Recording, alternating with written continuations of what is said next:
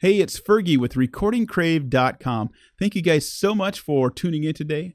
Hopefully your day is going awesome. And hopefully you guys are creating some great music or mixing some great music this week. Like I am. I'm mixing a song right now, and that's what I want to talk about. Now, this video I've affectionately called Fix It in the Mix. Whether you're starting out or whether you've been doing this for a while, you're going to run into scenarios where you're going to be either asked to fix it in the mix or just have to fix it in the mix. And there's ways to prevent it or minimize it. Now I want to talk about this recording that I'm doing here. My typical method when I record a band is once the band has their instruments set up, I'll go and place mics on the instruments. On the drums, I'll put the mics where I normally put them. On the guitar amps, I'll put it where I normally put them. Unless the guitar player has a sweet spot on his speaker cabinet, then I'll start with that. The acoustic guitars, I'll start by putting them in the places that I know I normally get a good sound and tweak it if I need it. And then once all the instruments are mic'd up, I'll go through and get my gain structure set up. Now, the thing with gain structure is you don't want it too hot. Back in the day of analog, you wanted the hottest signal you could get. With digital, you don't need to do that. So once the gain structure is set up, I'll have the musician go through and for about 30 seconds play their instrument.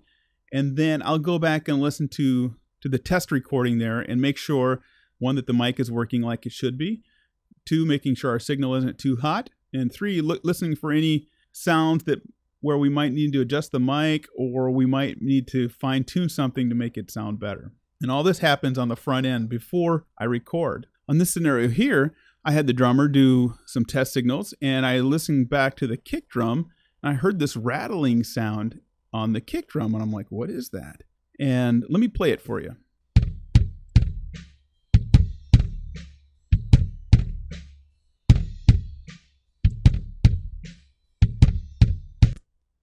Okay, that's what I heard. Now, there's a couple different scenarios that you might run into with kick drums, and one is you might get the kick pedal having a squeaky sound when it's in use that the mic is picking up.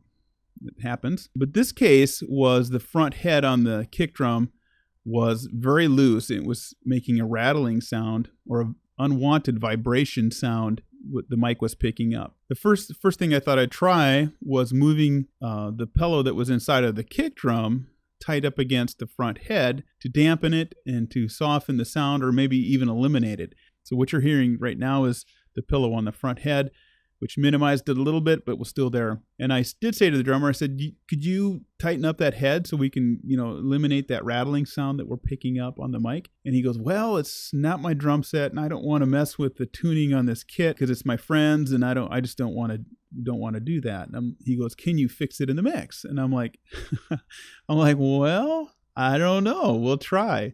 It's one of those things that you're going to run into as a recording engineer and a mix engineer. It's just going to happen. I honored that he didn't want to touch his friend's drum set. I appreciated that as a musician myself, but I knew that I would have to deal with this later. Now, there's one way to deal with it. You could use Sound Replacer or Trigger. I have Trigger from Slate and replace the whole drum sound completely. I try not to do that unless I absolutely have to. I try to use the original sounds if I can. The only way I ever change them is if it's not working for the song. Let me show you what I did here. The first thing I typically always do with my drums anyway is I'll put a gate on the kick and the snare 90% of the time. Not all the time, but like I said, 90% of the time. Usually on the kick drum, I'm trying to get rid of the snare bleed and the cymbal bleed. But in this case, I was trying to get rid of the rattle. I'm going to play it and then I'm going to turn the bypass off.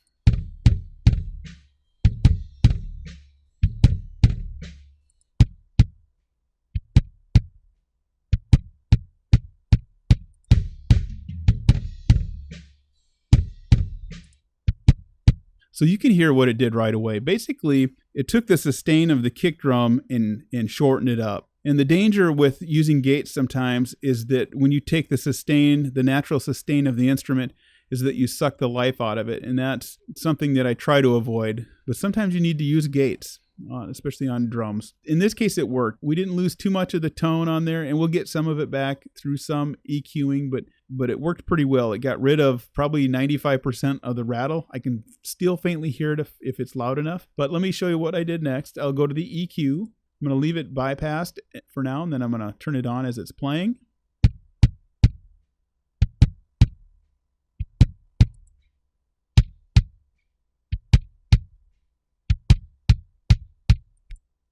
It tightened up the sound a little bit. I added some snap in there, which also brought as soon as I turned up the EQ on the top end of the kick drum, like at 2.3 and 4 hertz or 4 kilohertz, it also brought some of the snare bleed back in, even though we were gating it.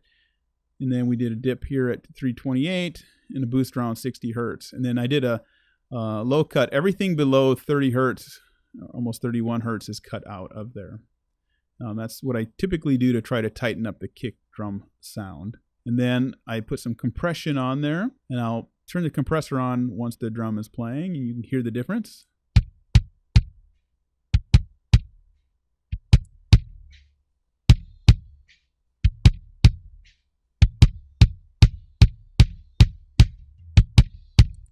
You can hear that it added a little more punch, and it also affected the snap of the sound a little bit. So it added its own coloration to the snap on the top end.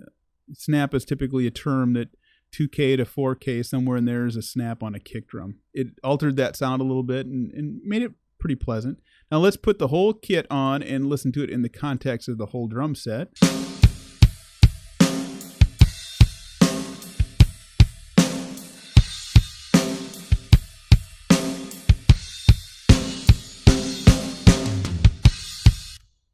Okay, now let me bypass and play that kick the way it is without any processing on it.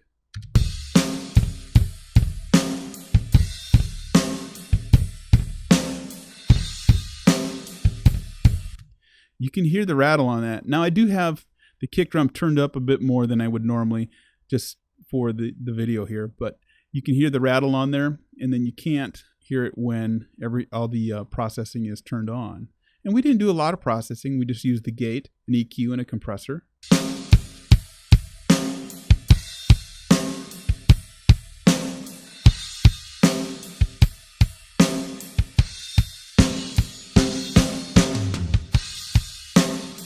Now let's listen to it in the context of what I have for my mix so far.